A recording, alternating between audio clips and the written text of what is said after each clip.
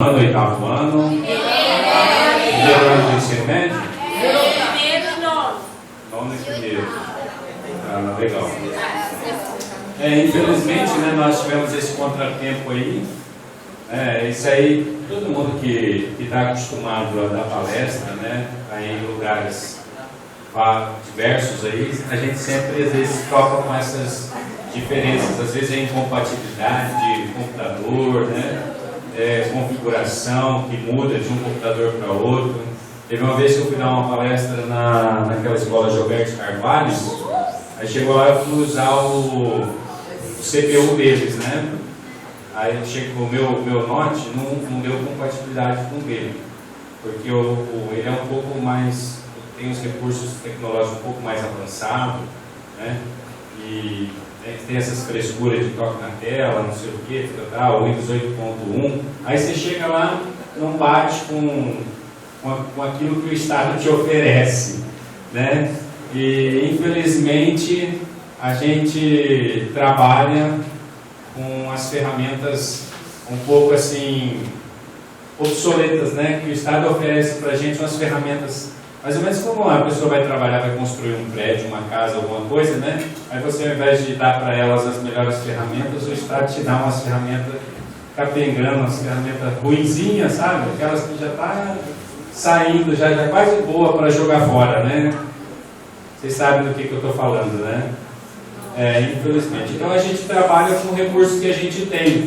E mesmo assim, a gente consegue bastante sucesso. A gente ainda tem conseguido um bom resultado diante daquilo que o Estado tem nos oferecido.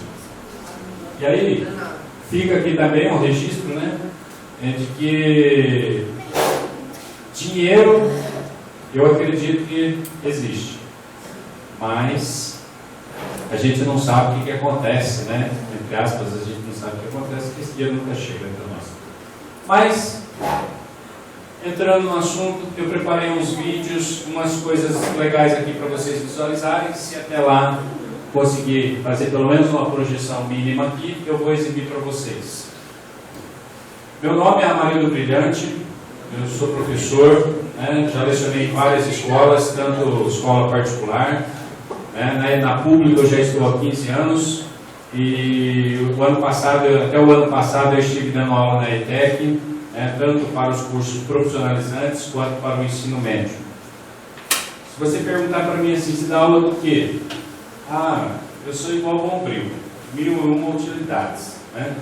Dou aula de língua portuguesa, dou aula de inglês, dou aula de ética, dou aula de comunicação. Lá no cursinho que eu montei para ajudar o pessoal, dou aula de Constituição. Então, assim, um monte de coisa, né? Mas isso não quer dizer que eu sou o que sabe tudo. Existe uma pessoa que sabe tudo, que é Deus. Esse sabe tudo. A gente está sempre aprendendo. Você cresceu, você nasceu, você está crescendo, está chegando à maturidade, né, à idade adulta, e você continua aprendendo. E até o dia da nossa morte nós vamos continuar aprendendo alguma coisa, né? Vamos aprender algo e vamos aprender alguma coisa com alguém. O que me traz aqui nessa manhã? O assunto poema. Eu fui convidado pela professora Márcia, né? Agradeço desde já, Márcia, pelo convite, né? Agradeço a escola Ribocuí, agradeço a senhora diretora Marilda, né? Agradeço o corpo de gestores, né? E o corpo docente dessa escola, e agradeço a presença de vocês. Aqui ao meu lado direito está o meu irmão, chama Kleber, né? Chamei ele aqui para poder ajudar na filmagem, né? Ajudar a tirar umas fotos, para depois a gente postar esse momento aí, né? É um momento único, um momento que a gente não sabe se vai se repetir na nossa vida, né? Mas que aqui estamos. Então vamos aproveitar. O assunto poema. Todos vocês já estudaram na escola, sim? Alguma coisa sobre poema, não é? Eu escrevi recentemente, agora em 2014, esse livrinho pequenininho aqui, né? Chama Amor Dom Maior, é um livrinho de poema. São alguns poemas que eu já vim escrevendo e de repente me veio à mente de, poxa vida, eu preciso deixar alguma coisa registrada. Preciso deixar alguma coisa registrada. E o que motivou eu fazer esse registro? Em 2013, eu sofri um acidente de moto. Na verdade, eu já sofri 4 acidentes. Só que o de 2013 foi o piorzinho. Nesse de 2013,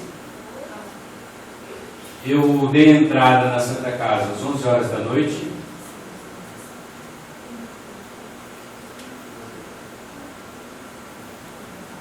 Desculpa a emoção. Eu dei entrada às 11 horas da noite. E aí, peguei um profissional da área médica, que no meu ponto de vista foi negligente. Ele não percebeu que eu estava com hemorragia interna. E aí, Deus, quando não quer que a gente não parte. A gente não vai, se assim Ele não permitir. E eu fiquei com essa hemorragia das 11 horas da noite, desde quando eu dei a entrada no hospital, até a hora que eu apaguei, provavelmente por volta das 5 e pouquinho da manhã. Tinha uma pessoa me acompanhando no hospital. Aí, lá por volta das 5 horas, ela falou, eu preciso ir, que eu tenho que fazer isso, eu tenho que fazer aquilo. Eu falei, não, fica aqui comigo, deixa isso para depois, dá para adiar isso aí. Isso aí é uma coisa que dá para você deixar para depois.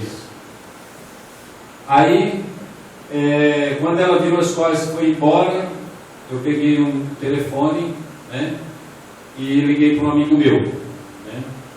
E esse amigo meu é um pastor de uma igreja evangélica. Aí liguei para ele, isso 5 horas da manhã. Eu nunca tive tanta dificuldade para poder conseguir pegar um telefone na mão e para poder fazer uma ligação. Então a gente faz isso todos os dias com a maior naturalidade da vida, e a gente nem pensa sobre isso. A gente nem se dá conta dos benefícios que a gente recebe de Deus. Porque é tão natural. Você já parou para pensar quantas vezes você respira? Você nem para pensar se você está respirando. Você simplesmente respira. Você nem para pensar em todo o mecanismo que você utiliza para poder pegar o celular. Só que quando a gente está numa situação grave, dessa como eu vivi, você para fazer uma reflexão, e uma reflexão profunda. Aí você analisa. Puxa vida, como foi uma coisa extremamente difícil eu pegar o telefone naquele momento e fazer uma ligação. E só deu tempo de eu ligar e falar, ora por mim, porque o negócio é feio. E aí eu lembro que eu falei para esse amigo, levanta agora da cama, ainda deu uma ordem ainda deu uma ordem, falei, levanta agora da cama, põe o joelho no chão e faça uma oração por mim, porque eu preciso. Desliguei o telefone caiu no peito.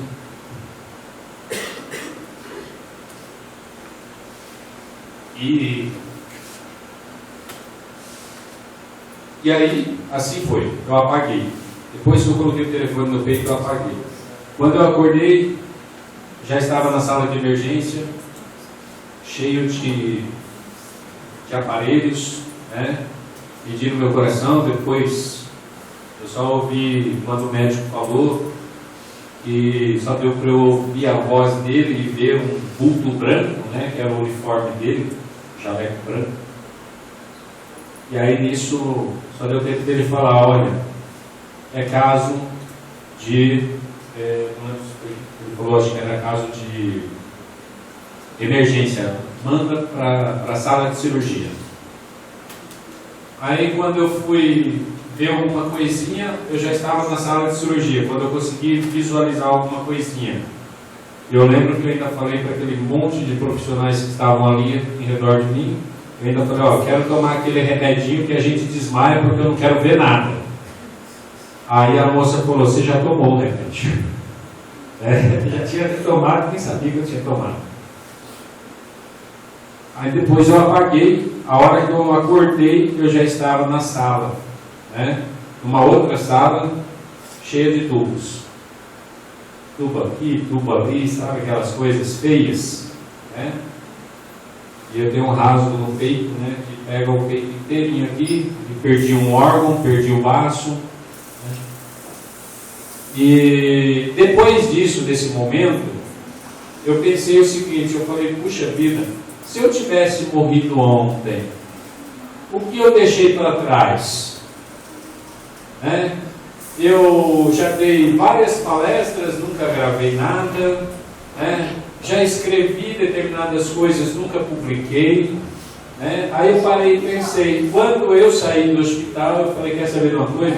Eu vou pegar aqueles poemas que eu tenho lá e vou publicar em um livro. E assim eu fiz. Paguei pelo livro, paguei pela publicação. Tá?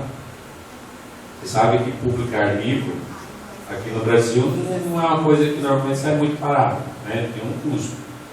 Mas eu fui lá e fiz. Se vai entrar para a história? Não sei. Eu não estou preocupado com se vai entrar para a história. Eu estou preocupado que eu fiz o registro de algo que eu tinha, né? De que o meu nome está ali, independente de qualquer coisa, né? E depois disso eu venho escrevendo mais 2 livros, um da área jurídica e um da temática religiosa, que aborda assunto ligado à religião, né? Então, mas no momento publicado eu só tenho esse livro aqui, tá? É um livro de poemas. Ele é um livro que ele não segue as normas fixas. O que são as normas fixas? São aqueles tipo haikai, soneto, né? Que você, por exemplo, lá no soneto você tem 2 quartetos e 2 tercetos, né? 4, 4, 3, 3. Ele não segue aquele negócio de rima interna. Rima interna é quando a rima ela cai no meio do verso. Né? Mas tem bastante poemas aqui que a rima ela se dá no final, que aí é chamado de rima externa. Ok? Pode deixar assim, viu? Vou tocar assim mesmo. Vou tocar assim mesmo.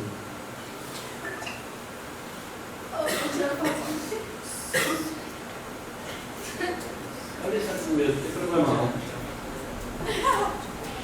Desculpe a emoção não fazia parte da minha apresentação, né? É uma coisa que veio, né? E quando vem, você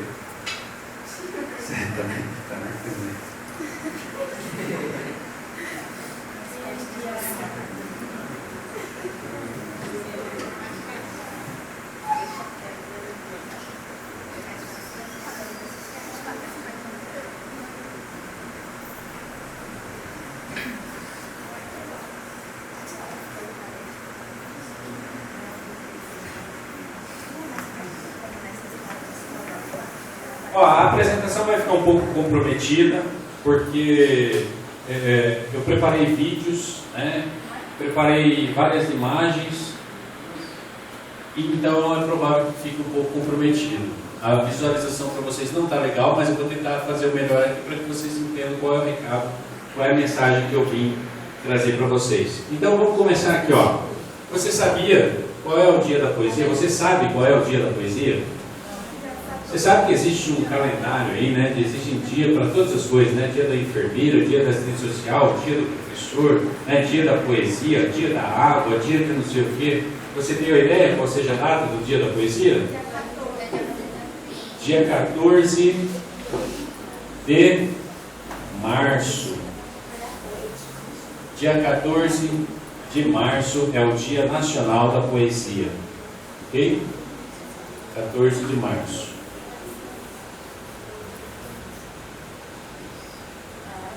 O que é poema?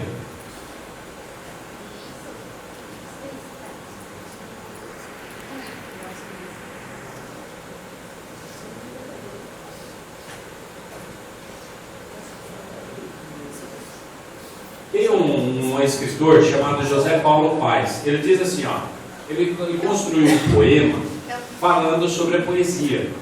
E você sabe que quando a gente, na língua portuguesa, a gente busca explicar alguma coisa por meio da linguagem, a gente chama isso de metalinguística. Metalinguística. Função metalinguística. E ele faz isso, ele explica ele se utiliza do poema, que é um texto em versos, para explicar a poesia. E ele diz assim, ó, poesia é brincar com as palavras, como se brinca com bola, papagaio, peão, de tanto brincar se gastam. As palavras não. Quanto mais se brinca com elas, mais novas ficam. Como a água do rio, que é a água sempre nova, como cada dia, que é sempre um novo dia, vamos brincar de poesia. Então, o José Paulo Paes, ele está trabalhando de uma forma gostosa, né, e ao mesmo tempo explicando parte de como se faz a poesia, de como é a construção de um poema, de como você trabalha, né? E aí, será que a gente pode chamar isso que nós vamos ver aqui de... Não é isso que eu estou projetando. Eu estou num vídeo, no slide 9.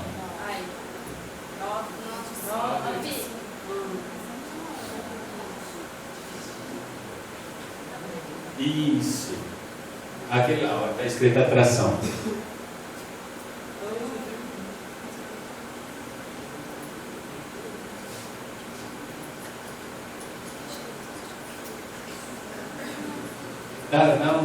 Clica na tela na tela, para ver se ele abre o vídeo.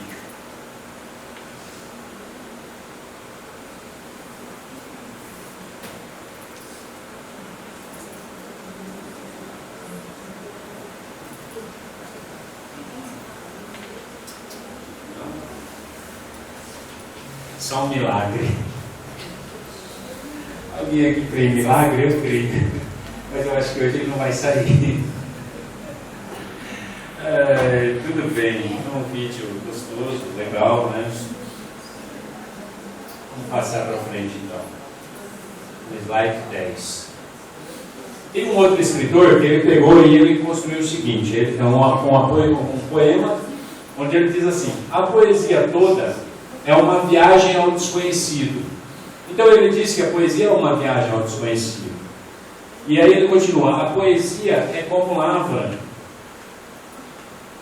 do rádio, 1 ano para cada grama. Ou seja, ele está falando que a poesia, às vezes você precisa de um tempo para ir construindo este poema, né? Você precisa ir trabalhando pouco a pouco, você precisa ir selecionando palavras, né? Você precisa ir construindo. E às vezes você precisa até aquilo que você escreveu guardar na gaveta para depois rever o que você escreveu. E ele continua dizendo assim, ó, para extrair uma palavra de milhões de toneladas de palavra-prima. Então ele está falando, olha, nós temos um léxico português onde nós temos uma infinidade de palavras. Uma infinidade. Né? Pelo menos aí uns 10 mil verbos, por exemplo, entre tantas outras palavras. E para você construir o poema, você precisa, dentre esse universo de palavras, você precisa selecionar as palavras, né, que são fundamentais para você expressar o que você deseja, né, para você dar sentido àquilo que você realmente quer. Então, quem fala isso aqui sobre a poesia é o Vladimir Mayakovsky, né, que é russo, é um poeta russo. Slide 12. Ele fala assim: poema é uma forma de expressar o seu eu lírico, é comunicação, é uma arte. Então, quando a gente fala assim, que o poema é uma forma de expressar o que, na verdade? Quando a gente fala eu lírico, nós estamos falando de quê? O eu lírico é aquela voz que você tem dentro de você. É uma voz interior, é uma voz que fala. Então a gente poderia aqui, para fazer uma analogia, um paralelo, nós poderíamos dizer o seguinte, que o eu lírico é como se fosse o narrador lá no texto narrativo. O narrador não é aquele que vai nos apresentar a história, mostrando as personagens, contando a história para a gente. Aqui na poesia, nós não vamos chamar de narrador, nós vamos chamar de eu lírico. Tá? Então na poesia eu chamo de eu lírico. Então o poema é uma forma de expressar essa voz poética que nasce no seu interior, que nasce dentro da sua alma. E a poesia, ou o poema, é uma forma de comunicação. E aí, nós podemos dizer que esse tipo de texto é uma arte, assim como construir crônica, contos, entre outros tipos de texto, é uma arte. É uma arte que ela pode te consagrar no meio social, onde você pode ser lembrado mesmo depois da sua morte, né? Por aquilo que você elaborou, por aquilo que você construiu, pela arte que você deixou. Por que nós falamos de Carlos Drummond de Andrade? Por que nós falamos de Vinícius de Moraes?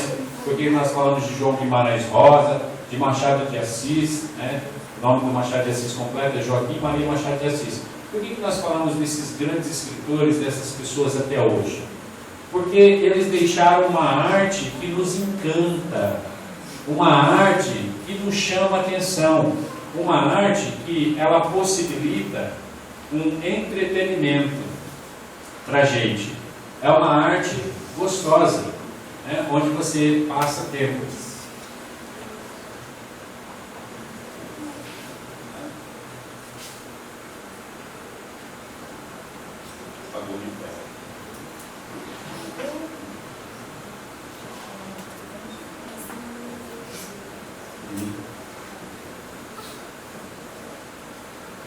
Olha só, além de tudo, o poema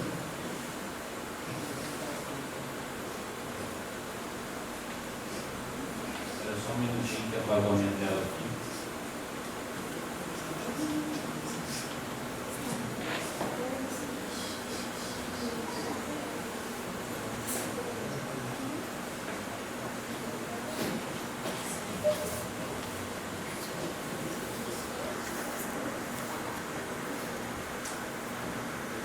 Quando a gente fala em poema, o poema, na verdade, ele não serve apenas para encantar.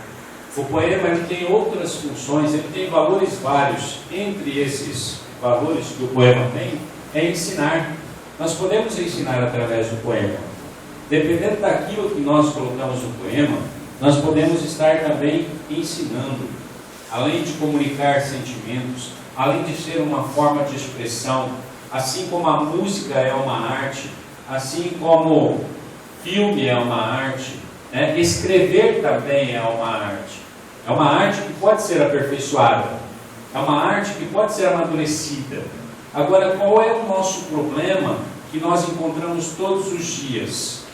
Nós falamos, da hora que acordamos até a hora que dormimos, mas nós, em matéria de escrita, não produzimos praticamente nada. Você pega aí nos últimos 7 dias, o que você produziu em matéria de escrita? Agora, se nós pudéssemos quantificar o tanto que você falou nesses 7 dias e colocar isso no papel, dá coisa pra caramba. Mas o que você produziu, que a gente pode chamar de arte, dizer, nossa, que texto, que coisa linda, parabéns. O que você produziu? Pegando só os 7 dias agora, 7 dias que passou. Nada, nós não produzimos nada. Então, muitas vezes, nós estamos numa zona de conforto. Nós estamos numa zona de conforto. Por quê? Porque a gente, às vezes, entende que eu estou comendo, eu estou bebendo, eu estou dormindo, eu tenho dinheiro para poder ir ali comer um lanche, né? Então eu estou vestido, né? Então está ótimo para mim, está tudo bem. Mas você, não, às vezes, não está construindo mais nada. Não está se preocupando com mais nada. Para você, isso está ótimo. E quando você chega a esse ponto de achar que comer, beber, dormir, estar vestido e tudo isso já está ótimo, significa que você está numa zona de conforto. E aí, às vezes, é necessário que alguma coisa aconteça na sua vida para você sair da zona de conforto.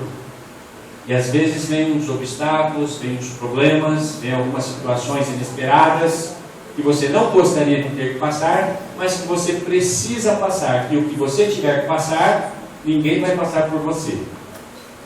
É você que vai ter que passar. Para você, às vezes, amadurecer, crescer, né? Para você se tornar uma pessoa, às vezes, mais gentil, mais educada, né? Uma pessoa que tenha no seu coração, na sua alma, o desejo de ajudar o próximo, de construir algo positivo. Porque, veja, para construir coisas negativas, nós não precisamos fazer esforço. Parece que é tão espontâneo, parece que tudo que é negativo, tudo que é ruim, a gente faz com uma facilidade incrível. Agora, quando é uma coisa positiva, tudo parece pesado, parece difícil. Por exemplo, estudar. Estudar não parece ser prazeroso. Parece ser uma coisa cansativa, chata, né? Mas e os frutos? E os frutos que você colhe através do estudo? Tem frutos. Tem frutos. Eu venho de uma família onde o meu pai voltou a estudar já lá com mais de 30 anos de idade. Tinha só a instrução primária. E aí ele voltou a estudar, pegou firme, e quando ele terminou, né, o ensino médio, ele falou, não, eu quero mais. Só que ele fez esqueci o nome agora que a gente abriu aqui o tempo lá. Oi? Supletivo, isso, obrigado.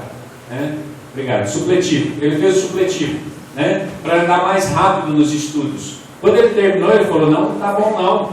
Não está bom não, quero estudar mais. Aí ele fez o vestibular, passou na faculdade de Direito, estudou Direito, se formou. Depois ele falou assim, não está bom não, quero mais. Aí ele foi lá, o que ele fez? Ele pegou e fez a prova do exame da ordem. Reprovou na primeira, ele falou, não vou desistir não. Ele fez a segunda. E assim ele foi tentando, até que ele conseguiu. Se formou, né, passou no exame da ordem e virou advogado e foi trabalhar como advogado, né? E é advogado até hoje. A minha mãe, minha querida mãezinha, ela faleceu em 2008, mas ela faleceu com o 4º ano primário, né? Com o 4º ano primário. E eu sou uma das pessoas que colocou na minha cabeça, na minha mente, que eu preciso estudar porque eu quero ser diferente em algum sentido. E eu comecei a estudar. Estudar. Aí terminei o ensino médio, né? Tive alguns problemas em relação ao estudo, né? Tive que parar por causa de trabalho. Depois eu retomei os estudos. Depois eu falei o seguinte, não, agora eu preciso fazer uma faculdade. Porque não dá para eu olhar a minha direita e a minha esquerda e contar no dedo de uma mão só, que só fulano e Beltrano tem faculdade na minha família. Eu falei, não, eu quero ser mais um que vai integrar esses que têm faculdade na minha família. E assim eu fiz. Aí eu fui lá, estudei, né? Fiz a minha primeira faculdade, a Faculdade de Letras. Depois eu comecei uma pós-graduação, e aí a pós-graduação eu parei para fazer o curso de Direito, que são 5 anos o curso de Direito. Fiz o curso de Direito, entre os cursos técnicos que eu fiz, né? Tem os cursos técnicos que eu fiz aí também, além das faculdades. E assim é você, né? Você não pode querer continuar na zona de conforto. Você tem que fazer as coisas acontecer, ok? Porque não adianta você achar que as pessoas vão aparecer na sua frente e vão te dar tudo pronto, tudo mastigado. Isso aí é sonho, isso aí é imaginação, isso aí é fantasia.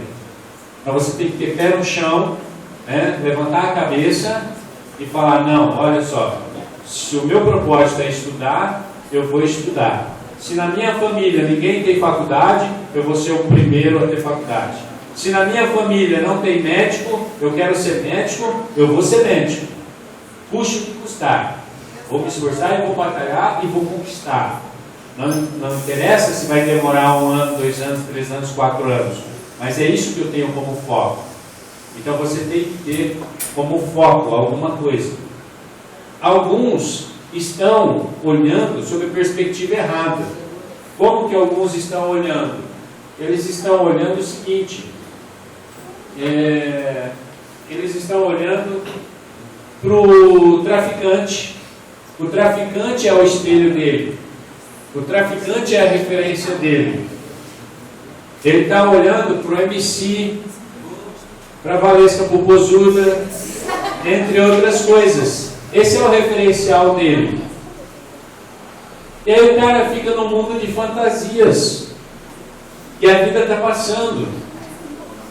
Agora, se você quer viver um mundo de fantasias, ninguém vai impedir você de viver um mundo de fantasias. Tudo bem. Só que você vai passar a vida, simplesmente você passou. Simplesmente você passou. E muitas vezes você vai morrer sem ser nem notado o dia da sua morte. E às vezes vai acontecer de só ter a mãe, o pai e os irmãos do lado do seu caixão. Porque nem aqueles que você chamava de amigo talvez estejam lá.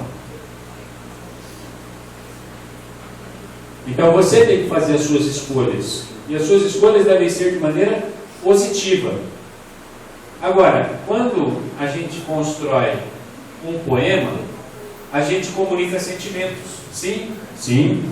Poema é uma forma de você expressar sentimentos, de você comunicar sentimentos. E essa comunicação, ela se dá por meio da escrita.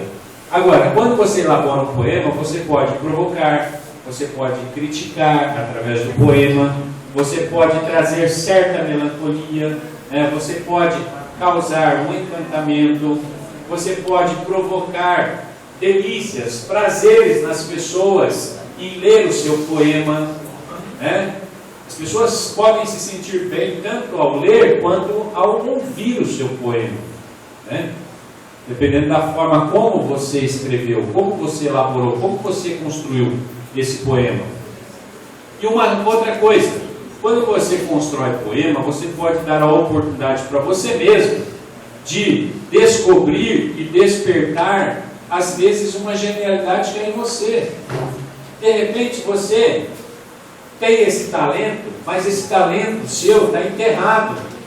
Como diz na Bíblia. Lá na Bíblia fala que para um Deus deu 5 talentos, para outro Deus deu 2 e para outro ele deu 1. Aí ele chegou, porque ele deu mais talento, o cara pegou o talento dele e multiplicou. Ele melhorou. Ele produziu. Aí chegou para o outro, que tinha 2 talentos, ele também multiplicou, ele também produziu com as ferramentas que ele tinha. Aí ele chegou para o cara que tinha 1 talento. O que o cara fez? Enterrou o talento dele. Faça uma reflexão, analise a sua vida e veja se você não está enterrando o seu talento. De repente o seu talento não é construir poemas, não é escrever contos, crônicas, novelas, produzir filmes, mas de repente o seu talento pode estar em outras coisas. A sua habilidade pode estar em outra coisa. Descubra qual é a sua habilidade, o seu talento, e invista no seu talento e na sua habilidade. Eu vejo garotos e garotas, pessoas que desenham maravilhosamente bem, mas que não investem no seu talento. Então, é necessário que você veja qual é o seu talento. Tem gente que cozinha muito bem, mas não investe no talento dele. Ele não vai lá, não faz um curso de culinária. Tem gente que faz um artesanato maravilhosamente bem, mas não investe no seu talento. Então, procure observar, procure descobrir qual é o seu talento. Se o seu talento é escrever, então invista nesse talento. Mas eu não tenho a oportunidade de publicar os meus textos nos jornais, nas revistas. Eu não tenho dinheiro para colocar num livro, mas existe uma ferramenta chamada internet, que você pode deixar ali registrado esse talento seu, esse trabalho seu de produzir textos, quer seja em prosa, quer seja em verso. Fazer poesia, então, é nada mais, nada menos do que uma arte de escrever o que se pensa. É uma arte em que você lapida o seu pensamento, lapida as palavras, e num determinado momento escrever até o que não se pensa. Como que eu posso escrever o que não se pensa? Porque assim, existe o poema trabalhado e existe o poema inspirado. O que é o poema inspirado? De repente eu estou lá no cantinho da sala de aula e aí me vem assim as palavras na mente. Eu pego a caneta, o papel e começo a colocar. E vou registrando. Quando eu vejo, nossa, que maravilha, escrevi um poema lindo. Você escreveu porque você nesse momento estava inspirado, né? Agora existem outros poemas que eles não vão funcionar assim.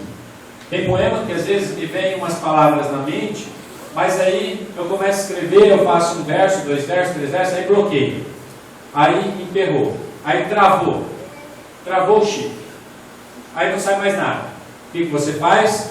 Você encosta ele naquele dia, depois no outro dia você retoma e tenta fazer sair alguma coisa dali. E às vezes você vai colocando na gaveta, põe aquele poema na gaveta, né? Fez um poema, guarda na gaveta. Está ótimo, beleza? Não precisa mexer nada? Então, tranquilo.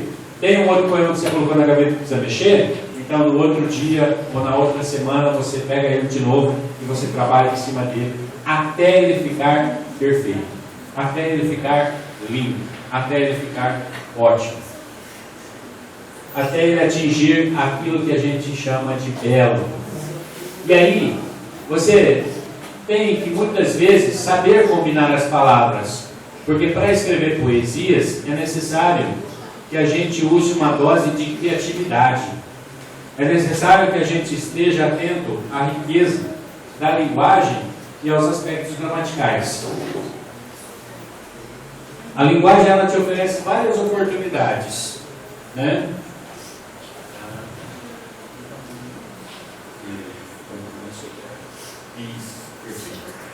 Ali, ó. Quanto mais você souber pegar as palavras e ir trabalhando elas, né, fazendo recortes, buscando selecionar e combinar essas palavras, mexer com elas, jogar, brincar com elas, né, você vai construir um novo a partir delas. Você pega assim determinados poemas. Daqui a pouco eu vou mostrar um poema para vocês, onde fala sobre gente. Eu nem sabia que existia esse poema, e eu fiz um falando sobre gente também. Eu vou te mostrar a diferença entre o que esse outro escritor fez e o que eu fiz. Então veja, você quando brinca com as palavras, quando aprende a jogar com as palavras, você vai construir um novo a partir desse mecanismo. E aí você pode deixar claro, evidente para o leitor essa habilidade. E o público leitor sabe reconhecer aquilo que é belo, sabe reconhecer aquilo que é bonito. Por que nós temos prazer em ler poemas do Carlos Drummond de Andrade? Porque a gente sabe que o cara tinha talento, que o cara ele sabia lapidar as palavras. E esse escritor, ele sabe, ele produziu poemas lindos. Próximo slide. Veja aqui o que o poeta Paulo Leminski diz poeticamente sobre o fazer poesia. Aqui, ó. Poema que é bom, acaba 0 a 0. Acaba com. Não como eu quero, começa sem. Com, digamos, certo verso, veneno de letra, bolero, ou menos. Tira daqui, bota dali, um lugar, não caminho. Prossegue de si. Seguro morreu de velho e sozinho. Olha aqui o que ele está falando no poema. Ele está falando assim, ó. Começa sem. Muitas vezes você começa sem saber aonde você vai terminar o seu poema. Muitas vezes você começa sem nem saber direito o que você vai falar. Você simplesmente começou.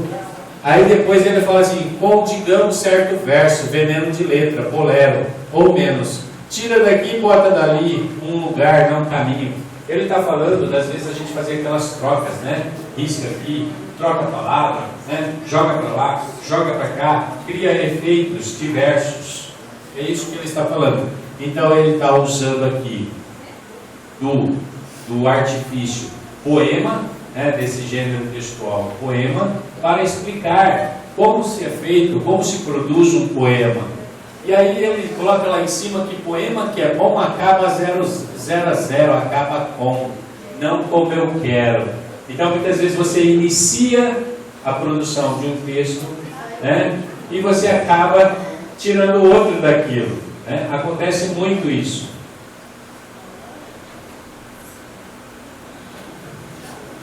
Isso. Poema, nós sabemos, é um gênero de texto, né, conhecido por versos, estrofes. Lá no poema você tem ritmo, você tem sonoridade, você tem a melodia, você tem os tipos de rima, né? Você tem as rimas intercaladas, interpoladas, você tem as rimas externas, as rimas internas, né? Entre tantas outras coisas.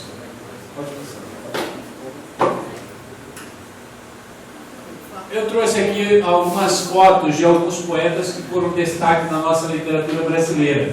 Vamos dar uma olhadinha nessas fotos?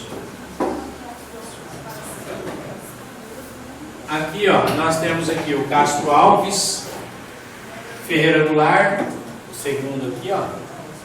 Aqui o Mário de Andrade, esse de óculos, Raul Bopp, Olavo Bilac.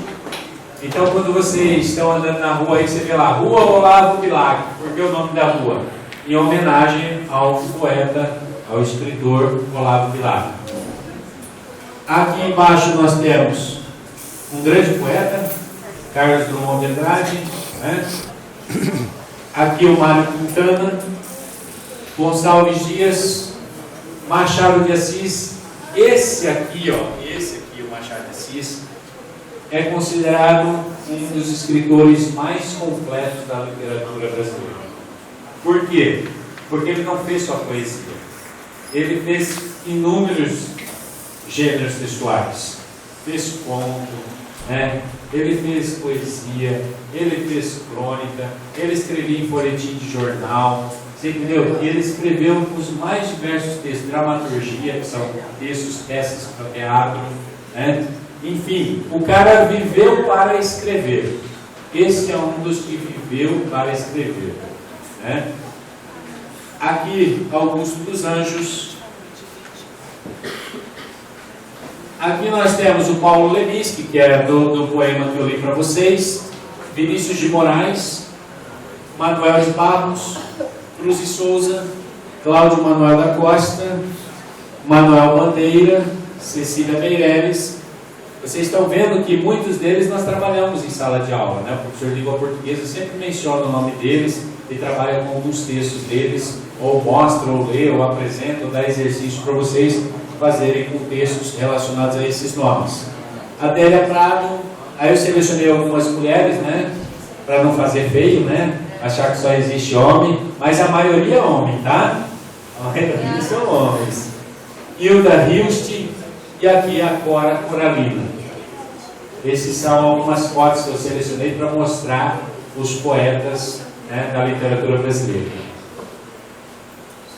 Você já ouviu falar em literatura de cordel? Sim? Sim, né? Literatura de cordel? Pois é, a literatura de cordel ela está cheia de poemas, né? Olha aqui, o que é cordel? O que esse autor fez? Ele pegou, né, e explica o que é cordel por meio de versos. Ele está explicando o que é a literatura de cordel por meio de versos. Ele começa lá no primeiro verso dizendo assim, ó: literatura de cordel é poesia popular, é história contada em versos em estrofes a rimar, escrita em papel comum, feita para ler ou cantar. A capa é em xilogravura, trabalho de artesão, que esculpe em madeira um desenho com punção, preparando a matriz para fazer reprodução. Até aqui, ele está falando o quê? Que o cara pega aquela madeira, ele faz um entalhe na madeira para fazer a capa, né? Ele passa a tinta, depois ele coloca o papel em cima, pressa, e aí ele tem a capa do livro, né? Do livro de poemas aqui, tá? Que é chamado de literatura de cordel. E cordel por quê? Porque eles usam aquelas cordas, né, e penduram os livrinhos ali por meio de prendedores. Mas pode ser um desenho, uma foto, uma pintura, cujo título bem à mostra resume a escritura. É uma bela tradição que exprime nossa cultura. 7 sílabas poéticas. olha o que ele falou ali, dentro do poema. Ele está dizendo que na literatura de cordel, você vai ter um verso em que tem 7 sílabas poéticas. E aqui eu paro para explicar uma coisa. Sílabas gramaticais não é a mesma coisa que sílaba poética. Eu posso ter, por exemplo, 12 sílabas gramaticais e 10 sílabas poéticas. Ok? Tem diferença. E aqui ele está dizendo que na literatura de cordel, 7 sílabas poéticas, que a gente chama de redondilha maior. Se fosse 5 sílabas poéticas, nós chamaríamos de redondilha menor. Aqui no caso, redondilha maior. Cada verso deve ter, para ficar certo, bonito, e a métrica obedecer. Então ele está falando, na literatura de cordel tem que obedecer a métrica. São 7 sílabas poéticas, então tem que construir o texto, o poema, com 7 sílabas métricas, 7 sílabas poéticas, obedecendo-se à métrica. Para evitar o pé quadrado e a tradição manter, os folhetos de cordel nas feiras eram vendidos, pendurados no cordão, falando do acontecido, de amor, luta e mistério, de fé e do desassistido. Aí ele está dizendo, pendurado no cordão, tá vendo? Ele se utiliza desse mecanismo do poema para explicar o que é a literatura de cordel. Pendurados num cordão, falando do acontecido. Falando do quê? Qual o assunto lá trabalhado na literatura de cordel? Amor, luta e mistério, fé do desassistido. Seria o desassistido. Aquele abandonado, aquele desprovido, né? Aquele que precisa de um socorro. A minha literatura de cordel é reflexão sobre a questão social e orienta o cidadão a valorizar a cultura e também a educação. Mas trata de outros temas, da luta do bem contra o mal, da crença do nosso povo, do hilário, coisa e tal. E você acha nas bancas por apenas R$1. Né? O cordel é uma expressão da autêntica poesia do povo da minha terra que luta para que um dia acabe a fome, a miséria, haja paz e harmonia. Né? Então veja, ele está ensinando você, e ele está usando o quê? O poema, para se trazer um ensinamento sobre literatura de cordel. Partindo separação, desperte seu talento poético. Como? Como fazer isso? Como que eu posso produzir um texto aqui nesse sentido? Então vamos ver alguns passos que podem te ajudar a elaborar poemas. Primeiro passo, pense algum assunto relacionado a... Bom, você sabe que a gente consegue produzir mais fácil quando a gente está com certos sentimentos. Por exemplo, se eu estou com um sentimento de tristeza e você vai elaborar um poema, normalmente o que você vai passar para o papel? Você vai refletir para o papel aquela melancolia, aquela dor, aquele sofrimento, aquela tristeza. Se você vai escrever um poema debaixo de um sentimento de alegria, esse poema, a tendência é você refletir esse momento de alegria, de prazer, né? De gozo, de bem-estar que você está vivenciando. Então você tem que procurar pensar em uma coisa, um sentimento. Pode ser um sentimento relacionado à amizade, pode ser uma coisa engraçada, pode ser uma coisa romântica, ou algo que realmente esteja mexendo com as suas emoções, ou algo que possa mexer com a emoção do outro. Então, primeiro passo para você despertar o seu talento poético e produzir poesia, pense em algum assunto relacionado a um sentimento. Né? Pode ser amizade, pode ser uma coisa engraçada ou uma coisa romântica. Segundo passo, busque na memória as palavras. Anote várias palavras em uma folha de papel que tenham a ver com o que você pretende falar. Então, você vai pegando as palavras.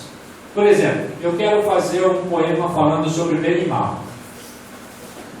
Eu vou lá, eu busco, eu faço uma relação de palavras. Paz está relacionada a bem ou mal? A bem. Né? Guerra está relacionada a bem ou mal? Mal. Né? Amor está relacionado a bem ou mal? Bem. Ódio está relacionado a bem ou mal?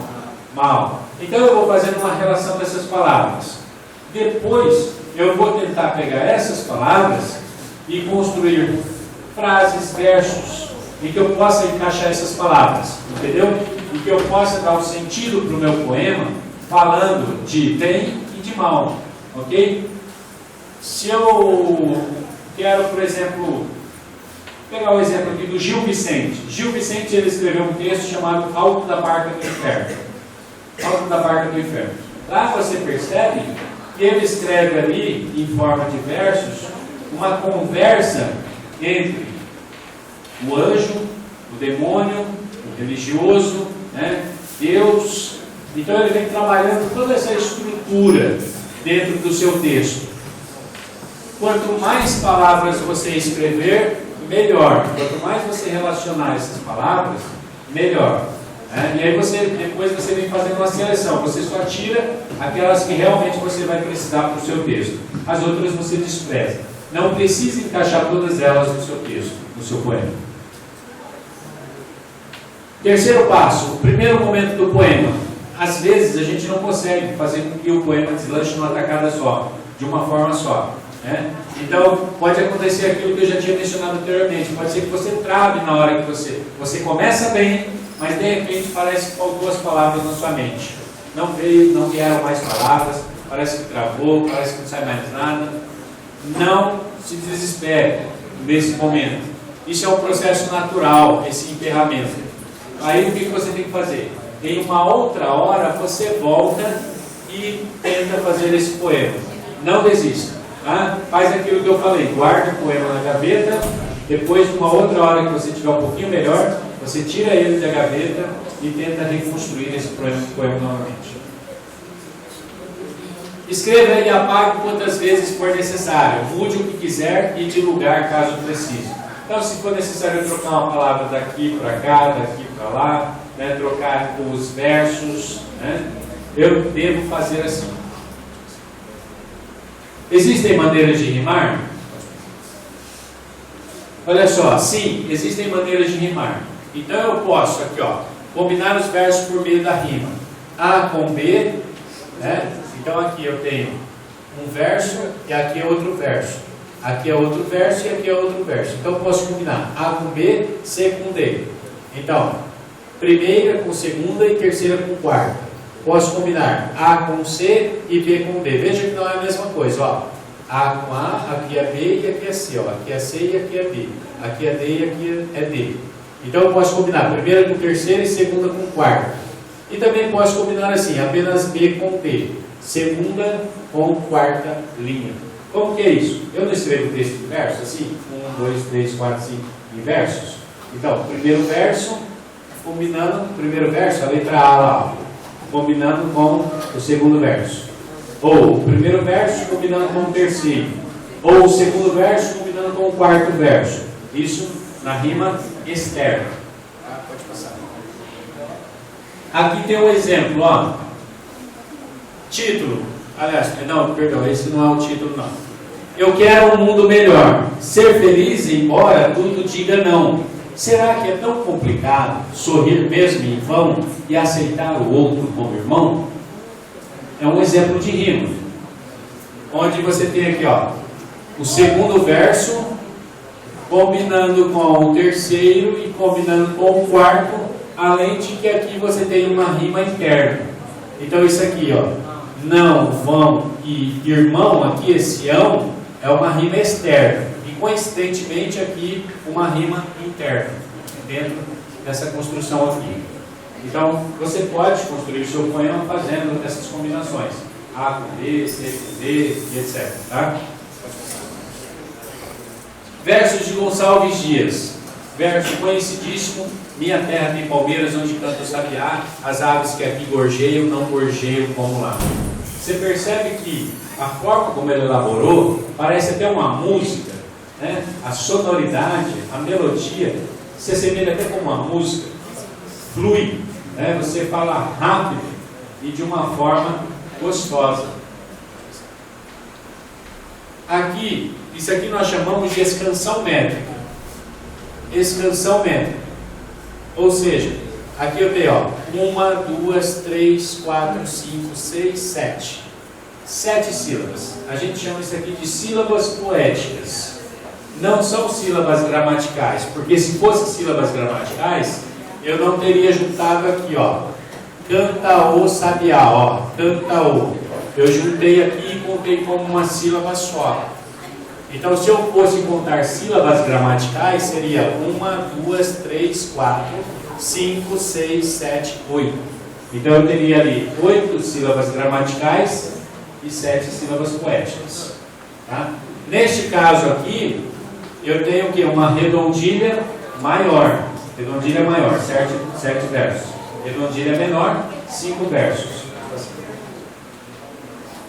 Você sabia que quando você se utiliza da rima, e essas rimas pertencem à mesma classe gramatical, ela se chama rima pobre?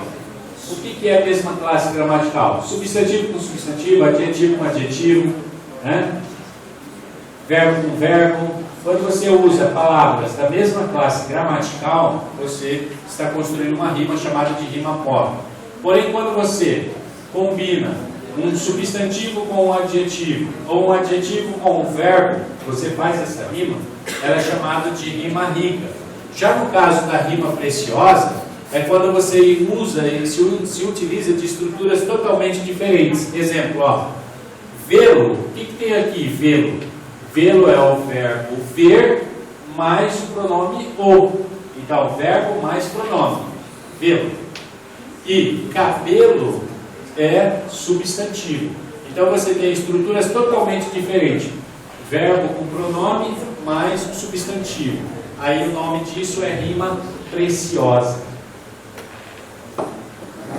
Palavras podem formar desenhos que tenham a ver com o sentido. Você consegue imaginar o que seria isso? Como assim? Palavras, pensa um minutinho.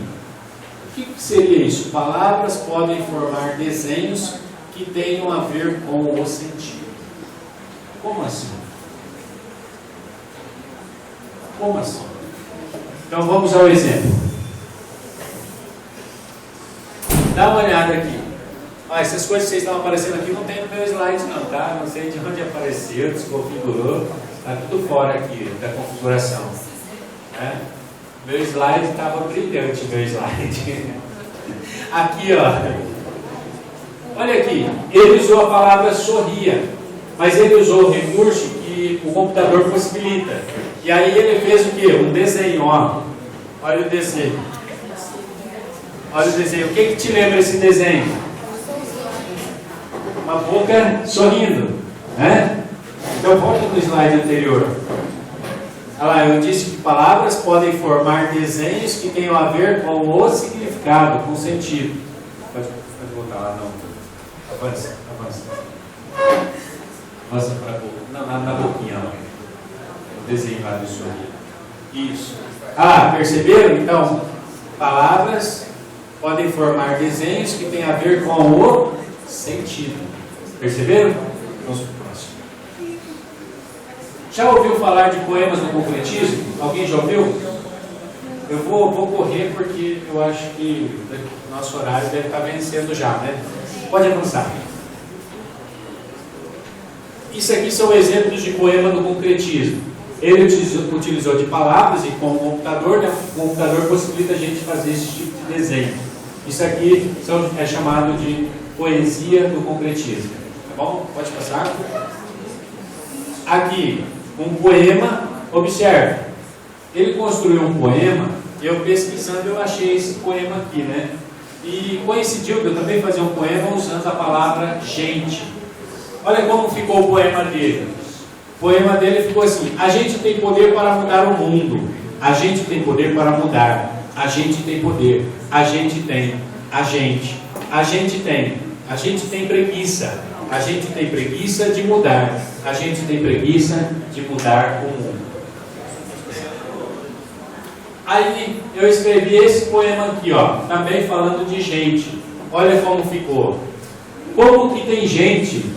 Gente como a gente. Gente que tem mente, mas que não pensa como a gente. Gente que às vezes mente. Gente que não parece gente. Gente, o que é isso? Como pode ter gente assim? Gente que parece com a gente e gente que não parece com a gente. Que essa gente torne-se gente, pois o mundo precisa de gente. E gente das boas como a gente. Gente que faz a diferença, gente equilibrada, gente que ama, gente solidária, gente. Né? Então aqui você percebeu que tanto aquele poema falando sobre gente, quanto o meu poema aqui, lá ele fala de que tem gente que tem preguiça de mudar o mundo. Aqui eu estou falando de gente, né, que, embora ele seja parecido com a gente, ele mente e ele, às vezes, pelos atos, as atitudes que ele faz, ele não parece gente, parece às vezes um monstro, né? Então, que essa gente torne-se gente, porque o mundo precisa de gente, mas também não é qualquer gente que o mundo precisa. O mundo precisa de gente que faça a diferença, de gente equilibrada, de gente que ama, de gente solidária, de gente de verdade. Né? Então, esse segundo poema aqui é meu. Tá? Pode passar. Aqui também, ó, concretismo. Se eu não tivesse escrevido aqui apartheid de soneto, talvez você não compreendesse muito. Mas olha o que ele tem aqui, ó. 1 verso, 2 versos, 3 versos, 4 versos.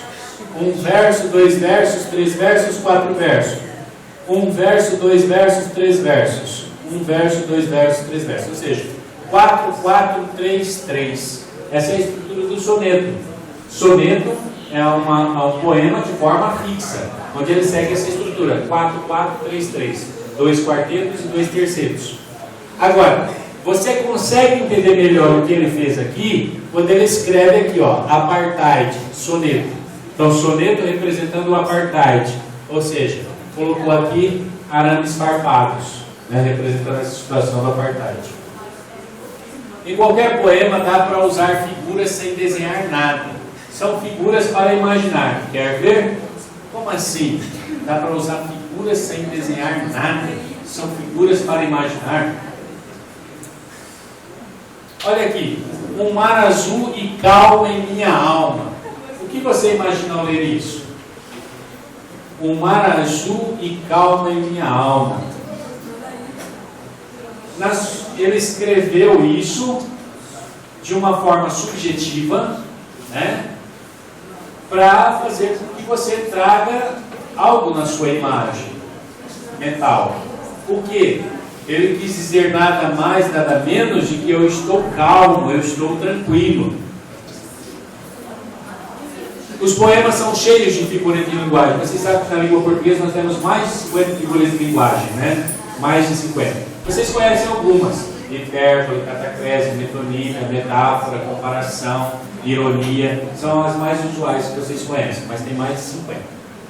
Nós podemos brincar com o som das letras, com a gramática, com o sentido das palavras, né? E aí, ao brincar, muitas vezes nós estamos criando figuras de linguagem, né? Nós estamos remetendo o nosso texto a figuras de linguagem que às vezes nós nem nos percebemos. A Cora Coralina escreveu um poema que eu acho lindíssimo. Olha só, ela diz assim, ó: não sei se a vida é curta ou longa para nós, mas sei que nada do que vivemos tem sentido se não tocarmos o coração das pessoas. Muitas vezes basta ser colo que acolhe, braço que envolve, palavra que conforta, silêncio que respeita, alegria que contagia, lágrima que corre, olhar que acaricia, desejo que sacia, amor que promove. E isso não é coisa de outro mundo, é o que dá sentido à vida, é o que faz com que ela não seja nem curta, nem longa demais, mas que seja intensa, verdadeira, pura, enquanto durar. Feliz aquele que transfere o que sabe e aprende o que ensina. Cora Coralina. Aqui eu tenho um vídeo, espero que ele funcione. Vamos acompanhar o vídeo. Não, esse ali, não é.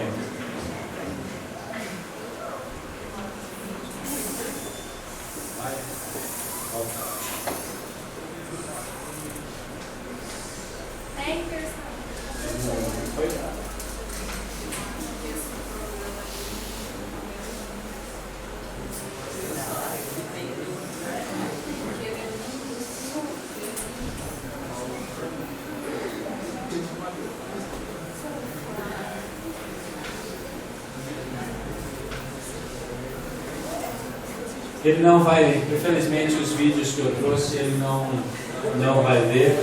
Eu ia encerrar com esse vídeo.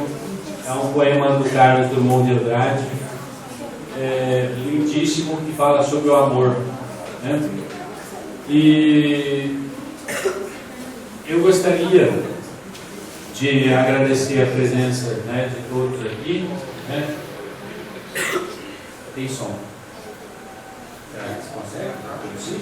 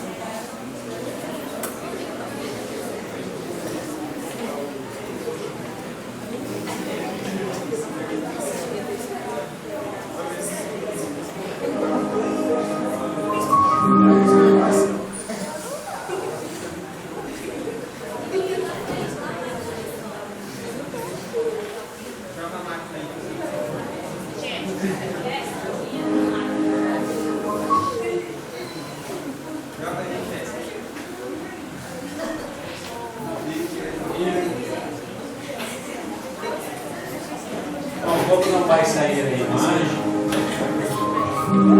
vou ler para vocês.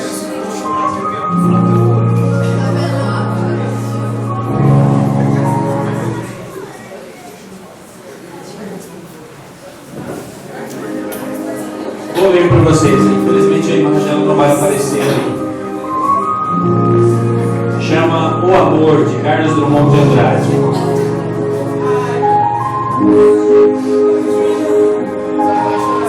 Quando encontrar alguém e esse alguém fizer seu coração parar de funcionar por alguns segundos, preste atenção, pode ser a pessoa mais importante da sua vida. Se os olhares se cruzarem e neste momento houver o mesmo brilho intenso entre eles, fique alerta, pode ser a pessoa que você está esperando desde o dia em que nasceu.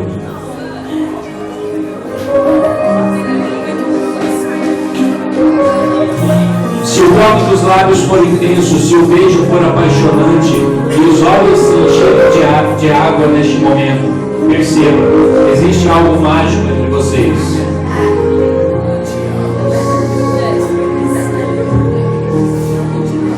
Se o primeiro e último pensamento do seu dia for essa pessoa, se a vontade de ficar juntos chegar a apertar o coração, agradeça. Deus te mandou um presente divino, o amor.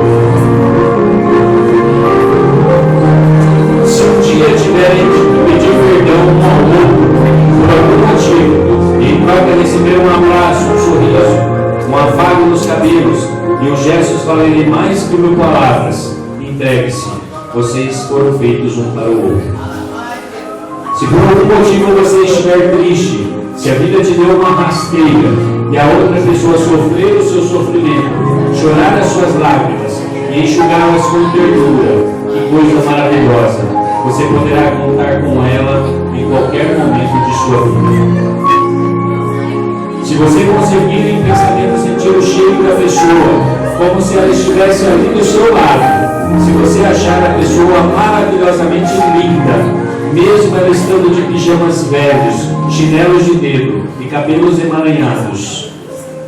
Se você não consegue trabalhar direito o dia todo, ansioso pelo encontro que está marcado para a noite, se você não consegue imaginar de nenhuma maneira um futuro sem a pessoa ao seu lado, se você tiver a certeza que vai ver a outra envelhecendo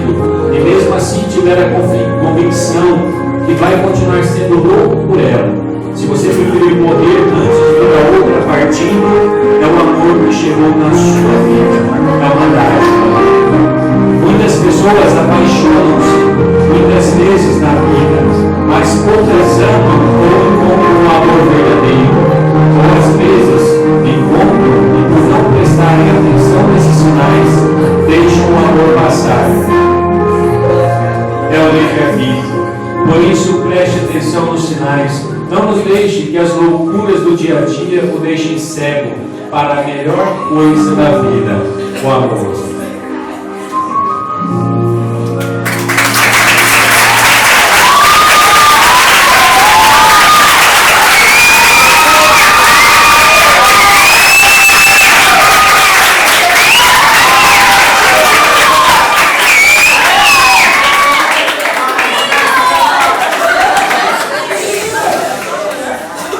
Eu peço desculpas, né, porque não deu para eu exibir tudo que eu tinha preparado, né, por conta desses recursos, né, tecnológicos que não foram compatíveis aqui, mas eu espero que, pelo menos nas minhas marretadas que eu dei aqui nesta manhã, vocês tenham absorvido alguma coisa, né, e que isso seja útil para a vida de vocês, né, e eu possa ter conseguido ensinar alguma coisinha, transmitir alguma coisinha nesta manhã para todos vocês.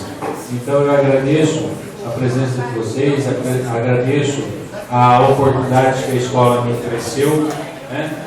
Mas antes de eu ir embora, eu quero deixar aqui uns livrinhos meus, né? E só que assim, bom seria se eu pudesse dar um livro para cada um, para todos, né? Mas essa é uma realidade que está distante, né? De acontecer por enquanto. E a gente tem que usar alguns critérios para selecionar algumas pessoas. Normalmente a gente usa mais o critério assim, de data de aniversário, né? Data de nascimento, né? Para sortear os livros. Tem alguém aqui, professor, que você sabe que gosta assim, de escrever poema? Você sabe que é uma pessoa que você olha assim e fala, não, se eu tivesse que dar um livro, eu daria para essa pessoa. Quem? Ela aqui? Ela?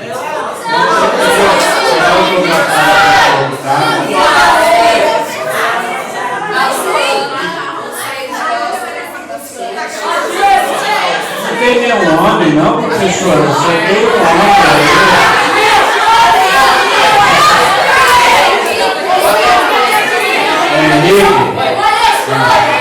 Agora, esse último, eu vou sortear de acordo com a data de aniversário. Tem alguém aqui que faz aniversário no mesmo dia que eu faço, 27 de junho? Eu tenho. Duas pessoas? Tem que mostrar o jeito. Não vale passar a perna, né? Verdade, você faz dia 27 de junho mesmo? Não, você faz? Não. Então não tem 27 de junho. Dia 30 de setembro. Ah não, volta com um mês mais perto. 30 de setembro. Volta com um mês, dia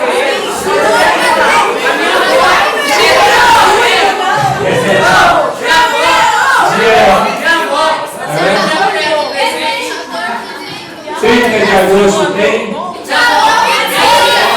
30 de agosto não? Então vou embora, vai ficar comigo.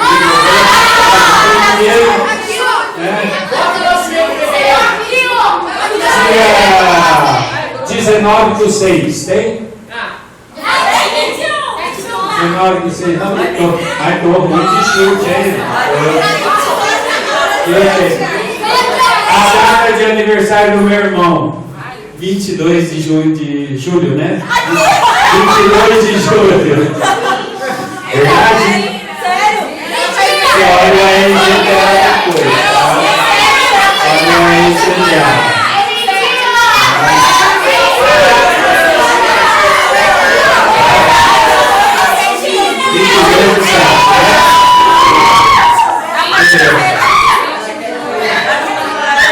Pessoal, eu não sei o que vocês vão fazer agora, mas da minha parte, eu dou por encerrado a palestra. Os que estão com o livro, vem aqui, eu vou autografar para você, vou escrever aqui, né? Pessoal, somos a Marilda. Gostaríamos muito de agradecer a sua presença, em nome da Dona Marilda, de toda a equipe de gestora, as meninas da sala de leitura, que nos ajudou muito nesse projeto. Tá? E gostaria de agradecer também a todos vocês, os alunos, que contribuíram com a palestra.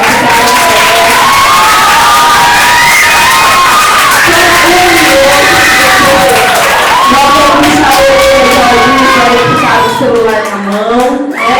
Mas eu gostaria de agradecer, pedir desculpa, porque nós ficamos com o melhor, mas gostamos muito da sua palestra. Contribuiu muito para a aprendizagem dos alunos. Tá? Muito obrigada.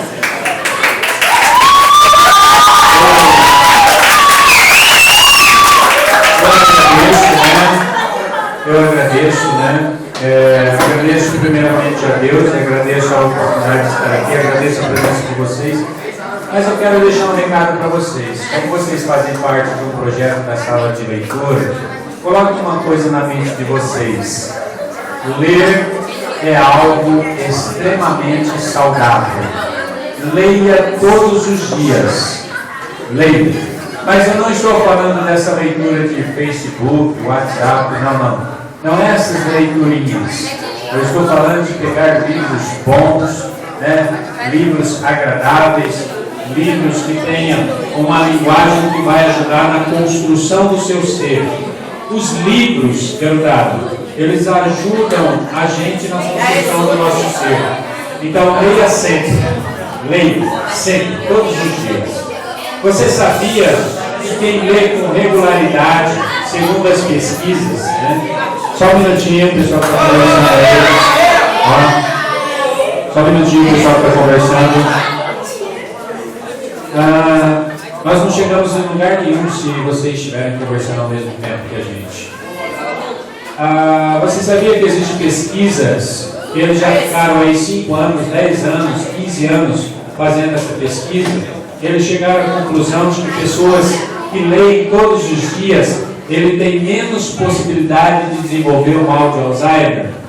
Então, veja, a leitura é bom até para isso. Então, se você quer envelhecer e ter menos possibilidade de desenvolver o mal de Alzheimer, cultive o hábito de leitura na sua vida. Quem ganha com isso? Você. Você ganha, você é que está enriquecendo o seu próprio ser com a leitura. Parabéns a todos e muito obrigado.